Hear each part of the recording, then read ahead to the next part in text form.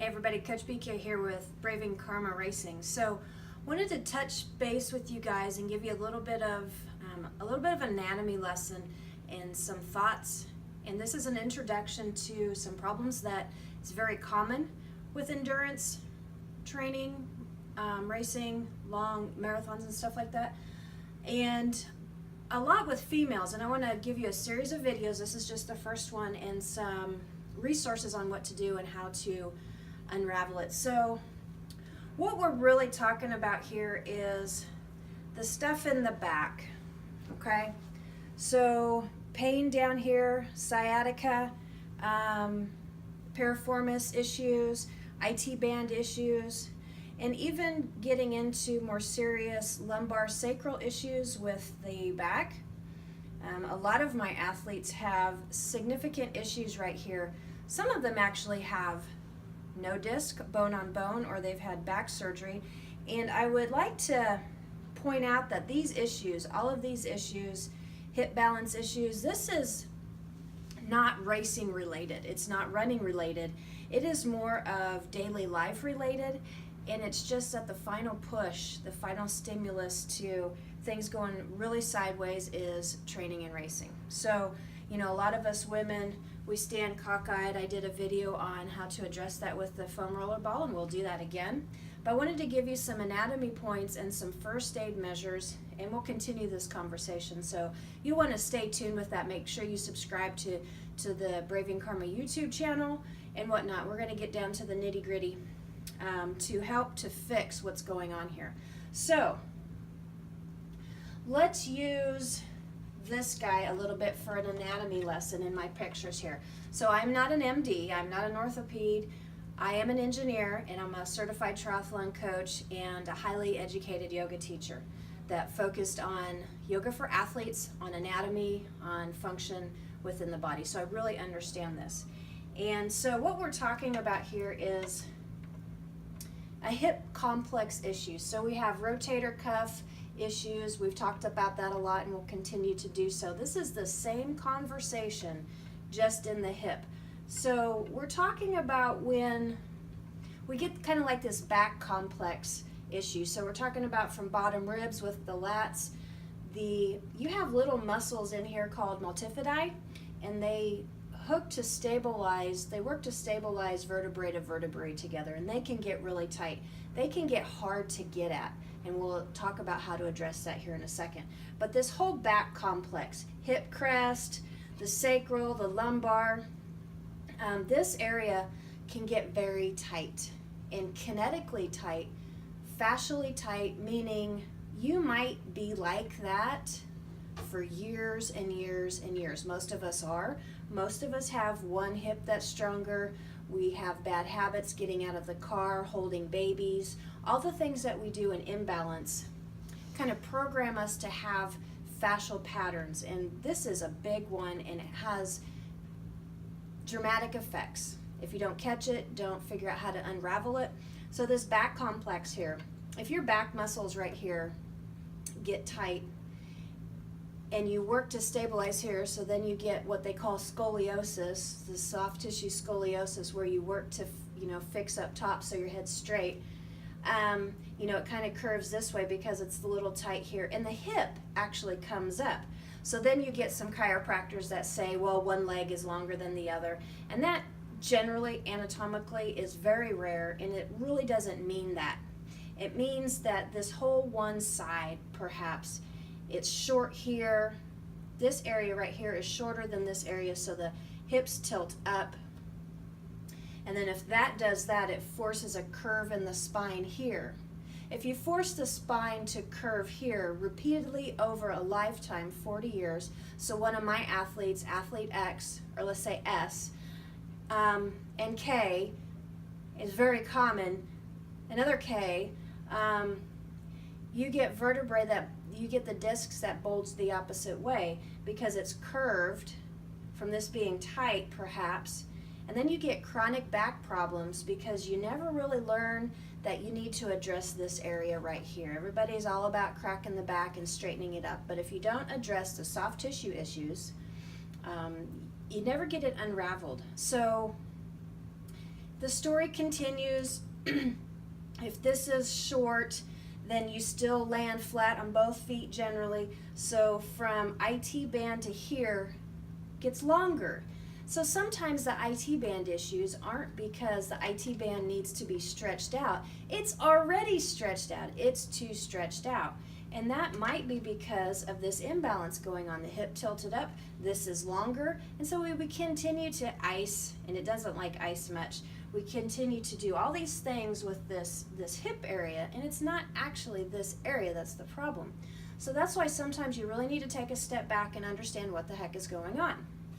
So this complex area, this tightness right here, too short, can continue on the story of creating hip problems right here, IT band problems right here, IT band problems down on the knee that pull here, and it can continue as well. So you can get sciatic pain here because all of this is too tight. The sciatic nerve can go on the inside, on the outside of the piriformis, through the piriformis. If this is all tight, that nerve gets bound down. There's lots of nerves going down here, and so imagine this nerve line coming out here, down here to do all this fun stuff, right? Well, look what I just did. This is longer, this is shorter, longer. So if all of this is tight and you have this nerve running through here and you go to do stuff, you're making the whole area mad. The nerve gets maybe impinged in there along this way, this nerve line, so you get sciatica and whatnot.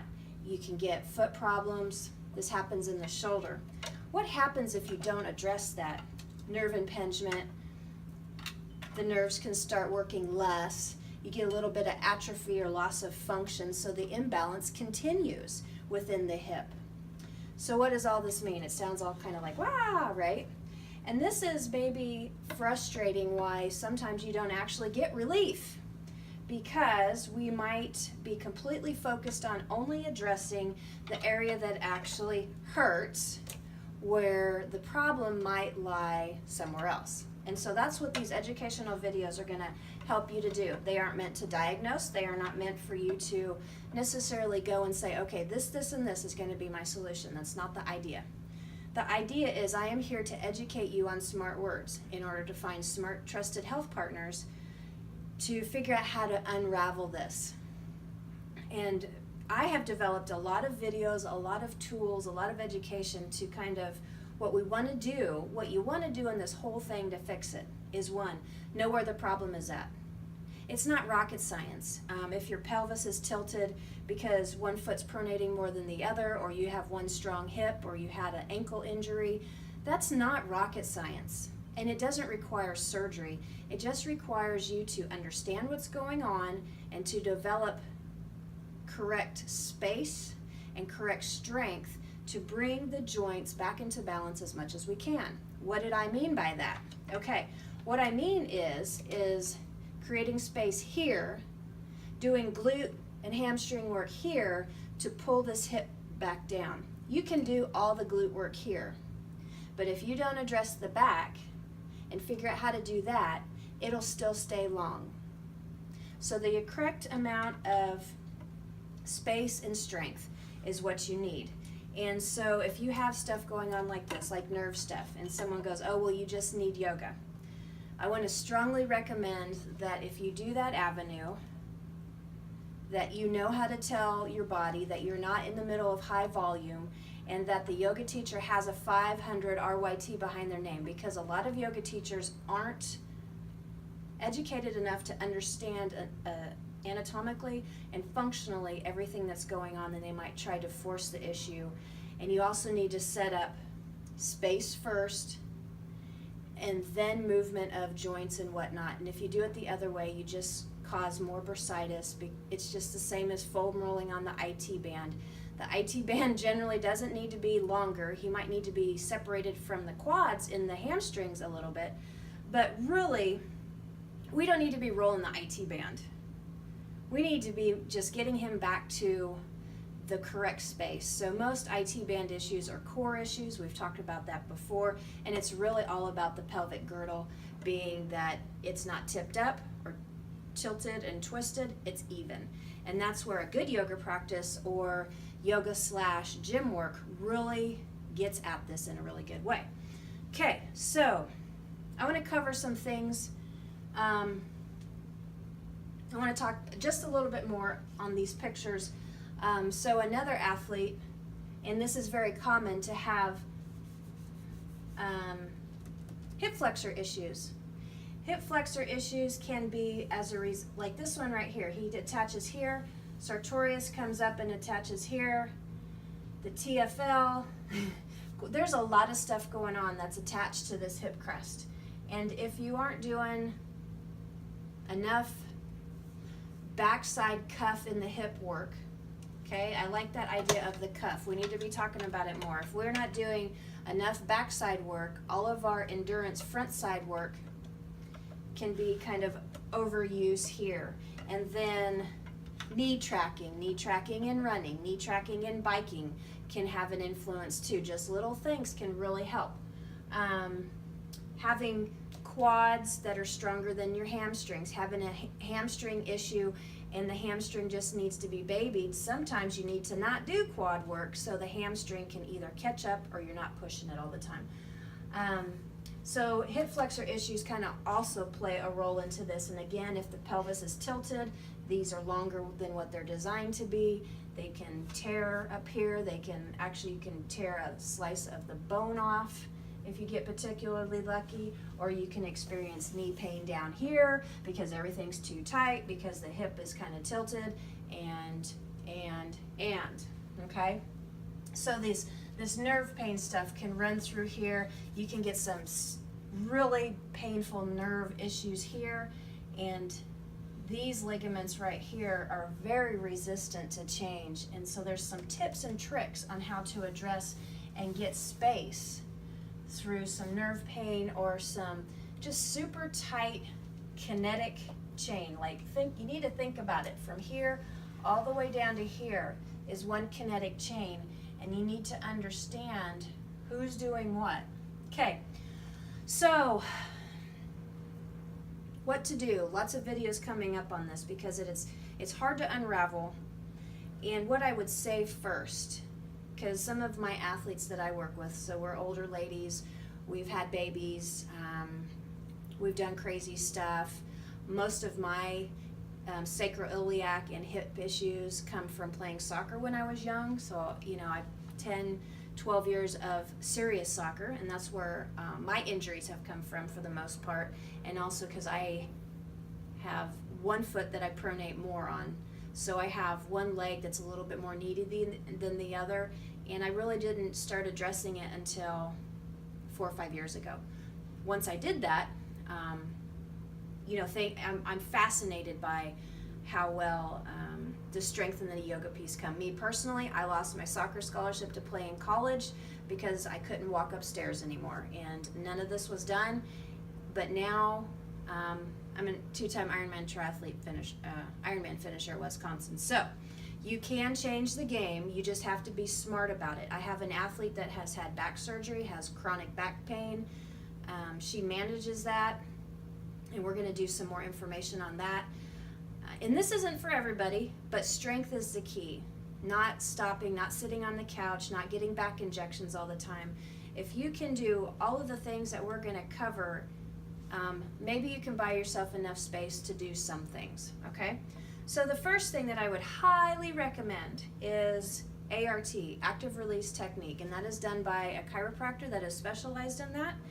And you want to make sure that they know what they're doing, so they converse with you, you understand, and what that is so functionally they understand. A good ART provider is not going to just work on the knee if you come in with knee problems. That's not real good understanding of functionally what's going on. A good ART provider is going to ask you questions, going to ask you about volume, is going to ask you about kids, and is going to kind of determine where you're tight and work on the tight stuff first. So John Messenger at Elite Sports Chiropractic for folks in Wichita and the surrounding areas, him and his team are the best, straight up. The very best. He has Dr. Manley now with him, Chris, I forgot his last name, they are really good at understanding functionally what's going on. And what it is it's super fancy kind of body work, and it's magic. It can be magic. So if you had problems right here, say you have some back issues and you have nerve problems going through here or whatnot, what they will do is understand, and they can address these small multifidi. It's a lot of work, and they get into your space, but they work on buying you space here and here and here, and then they'll work through here. They can work on the hip. One thing that they do that I've been talking with one of my athletes about is what they call nerve flossing. So you have this nerves that are running down through here, and just like anything else, they experience inflammation. They experience being bound down and stuck. A lot of the times we have IT band issues that are attached to the hamstring. So when that happens, we get kind of some knee pain, maybe on the back side or whatnot, because the muscles, they're supposed to glide, soft tissue is supposed to glide along each other, but with inflammation and whatnot, they start to stick. And if they can't move appropriately, then they start tugging on other parts. So one common thing of tugging that feels really terrible is the back hamstring tugging on the back of the knee right here, where yes, you need to stretch the hamstring. You might benefit from going to a really good yoga class. However, if that hamstring in a specific spot is attached to, stuck to, glued down to, say, the IT band or whatnot, you can do all the stretching that you want. And you might actually micro tear the attachment point here, because you're really not addressing the issue. If you have a knot or a spot where it's stuck down and you continue to try to do full range of motion, this is where we get in trouble with our yoga class, is because we're trying to do triangle pose, right? Triangle pose. Hey, this is awesome. Triangle pose, right? And we're stretching this hamstring back here with our triangle pose. This is terrible pose. But if you have something bound down here, or there's a large knot in it, what it's going to do is pull here or pull here. And so it's very common for an athlete to get hurt in a yoga class, because the yoga teacher is not looking. Anybody that goes to my yoga classes understands, and I will be watching. I don't do the class, I maybe show them, but I'm watching. And I'm not just watching their body, I'm watching their face, I'm watching the hip girdle reaction to what they're trying to do. And if I see anything that says it's just not working, I will tell them, hey, come back up a little bit, come back up. And I give them room and space to not compete with their neighbors, not compete with me, to not hurt parts, because we're trying to get the full range of motion, but we don't quite understand that sometimes we're not able to. You're just not able to. A lot of that happens with the shoulder too. If things are just off and need to be addressed with some soft tissue work, trying to force range of motion can end up with an injury. Okay? So ART with a really good chiropractor that you develop a good relationship with is awesome sauce, and is probably the first line of defense that I would say you need to get to. So if you want to eliminate some of this nerve pain, that would be the first thing that I would do. The next thing that I would do is I would start to learn what's going on, and I'm going to provide a lot of videos, and I already have a lot of them, on how to do your own body work. We have a myofascial release ball. I loaned it to one of my athletes because she was struggling, and it's just a ball this big. So everybody's talking about foam rolling, foam rolling. Well, this is foam rolling, except it's a ball. And so what the ball, the circumference of it does, is get to a point better. So you can imagine if you're trying to stretch this hip right here, if the foam roller is flat, it's going to do less than if the foam roller is actually pushing into a spot more. And then what I have them do, and I'll show you some videos on this, is to move your hip actively while you're resting on it, either on a wall or on the floor. And you need to figure out, if you're training long or you have a chronic issue, you need to figure out what is your self-care activities you need to do every day for 5 to 10 minutes. Sometimes that's all it takes, 5 to 10 minutes, but it's very specific, like a body work prescription for you and your body and what's going on with you. Not just kind of this general, hey, just go ice and rest and whatnot. So, some other things to do, and wrapping this up, strength is generally always the key. There is always some sort of imbalance going on, and strength is usually the key to fix it.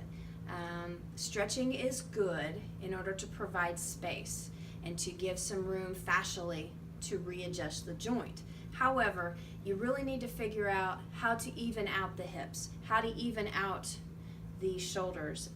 I see this a lot in swimming, in the swim videos. We can identify some back issues through how you're swimming. It's very interesting. If your back is curved on one side, you'll see it in your swimming because you'll go off to the side.